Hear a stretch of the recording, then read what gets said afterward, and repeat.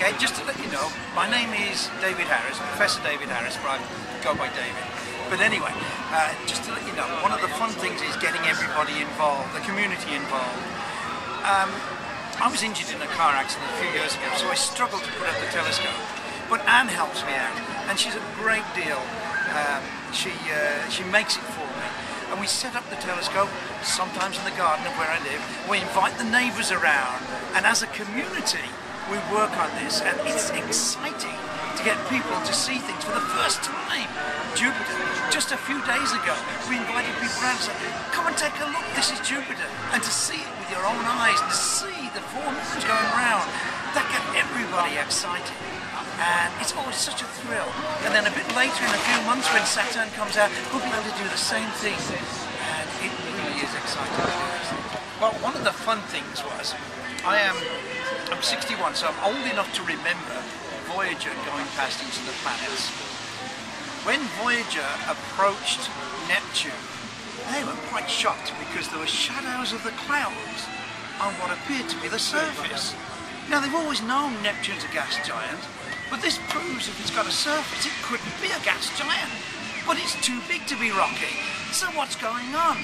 So for weeks they were puzzled. What's happening? I even remember Ralph Chow, president of the Royal Astronautical Society of Canada. He was stunned. What is it? It doesn't make sense. Until they discovered it was a double layer of the atmosphere. And the clouds on the one layer of atmosphere were projecting shadows onto a lower layer of gaseous atmosphere. And they said, oh, it is a gas giant. But the whole community, certainly in Toronto, and then worldwide, were first of all turned on their head and then turned back again. And the same thing happened when Voyager approached Uranus. As it came up to Uranus, they said, well, we know Uranus has got a magnetic field, but we can't find one. Maybe it hasn't got one, but that doesn't make sense.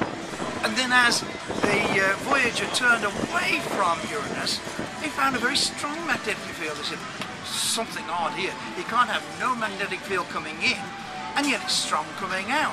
What is it?